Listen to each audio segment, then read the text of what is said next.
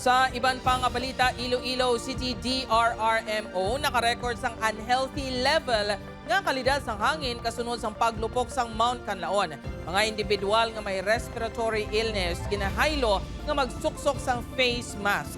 Si Zen Kilantang Sasa nakatutok live sa barangay Barrio Obrero, Lapuz, Iloilo City. Zen?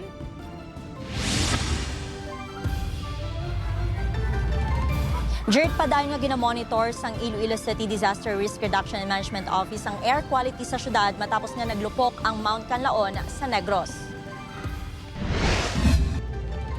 Nakarecord sang unhealthy level nga kalidad sang hangin alas 9 kagabi ang duha ka mga air quality monitor device nga nahamtang sa Iloilo City sa diin na lista ang 151 micrograms per cubic meter nga pollutants. Apang kaina sang aga, amat-amat na ini nga nagpanaog sa moderate level ukon sa 60 micrograms per cubic meter na lang. Natalupangdan ini matapos naglupok ang Mount Canlaon Lunes sang hapon. Hindi man ini direkta nga ginatumod nga rason sang Iloilo City Disaster Risk Reduction and Management Office. Apang may mga report sila nga nabaton nga may mapanimahuan ang pila ka mga residente nga asupre nga isa sa mga ginabugasang kanlaon. Nakita naton nga the PM2.5 particles every night time notice naton naga-shoot up gid siya kay tungod because of the drop in temperature nagapanaog siya siguro.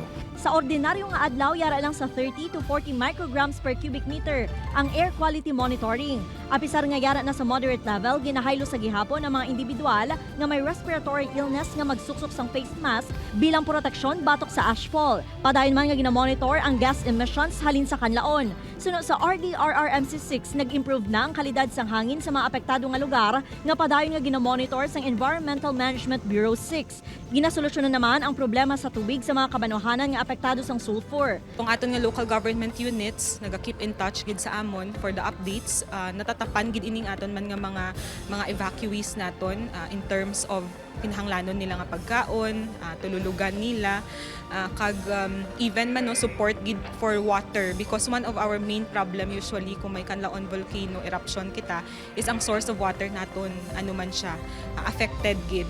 Samtang naglabot naman sa 4.3 million pesos nga balor sang family food packs ang ginpanagtag sa mga nahalitan nga pamilya sa Bagos City, La Carlota City, La Castellana, Murcia kag Pontevedra. We already provided 4,536 family food packs and also non-food items of 884.